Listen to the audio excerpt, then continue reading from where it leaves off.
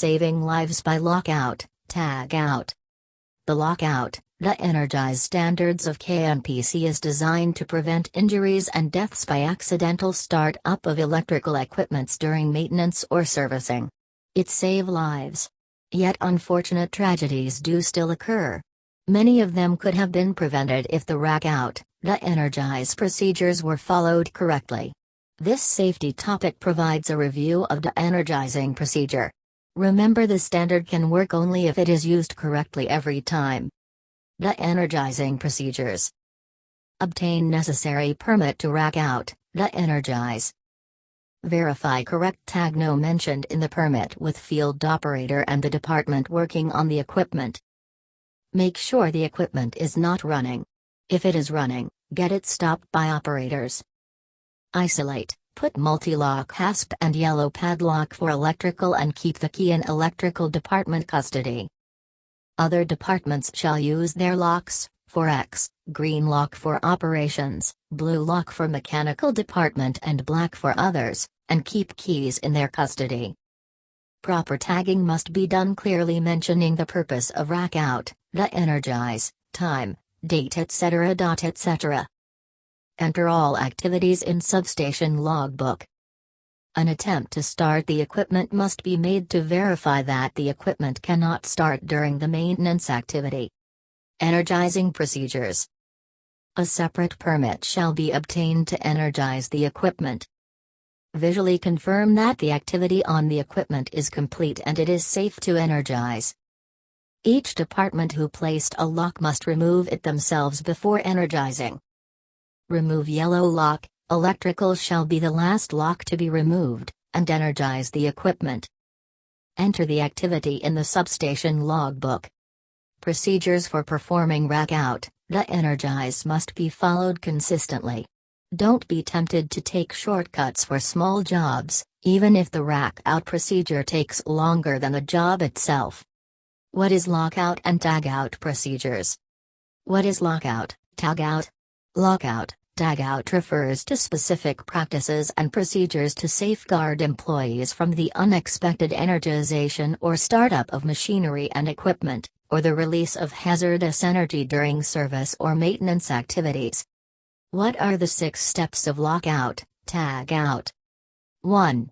Step 1, Preparation, lockout, tagout. 2. Step 2, Shutdown, lockout, tagout. 3. Step 3, Isolation, lockout, tagout. 4. Step 4, Lockout, tagout. 5. Step 5, Stored energy check, lockout, tagout. 6. Step 6, Isolation verification, lockout, tagout. What is the difference between lockout and tagout?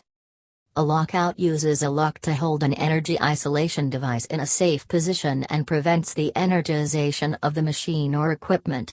Tagout is when a tag is placed on a piece of equipment to indicate that the equipment being controlled may not be operated until the tagout device is removed. The purpose of lockout, tagout and LOTO safety. When machines or equipment are being prepared for service or maintenance, they often contain some form of hazardous energy that can cause harm to people in the area. When we talk about hazardous energy, we mean any type of energy that can be released and might harm a person. This could include energy of the following types: chemical, electrical, hydraulic, mechanical, pneumatic, thermal. Other sources of energy. What is the purpose of LOTO? The purpose of LOTO is to prevent injury to servicing and / or maintenance employees due to the unexpected energization or startup of machines, equipment or processes, or the release of stored energy. What is a form of hazardous energy? Hazardous energy is defined: any electrical, mechanical, hydraulic, pneumatic, chemical, nuclear, thermal, gravitational, or other energy that can harm personnel. CSAZ 46013 Control of hazardous energy, lockout and other methods.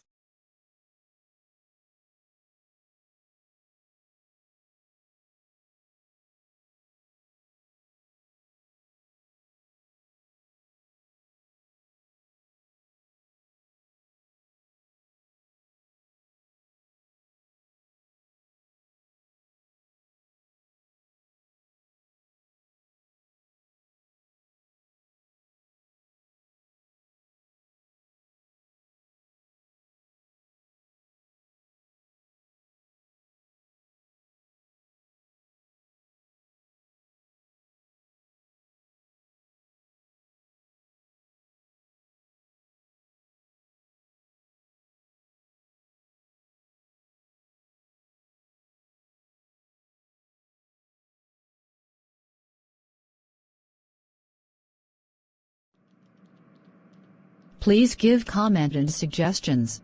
Thank you. Subscribe our YouTube channel and hit the bell icon for more updates. Thank for visit our channel. See you next class. Thank you.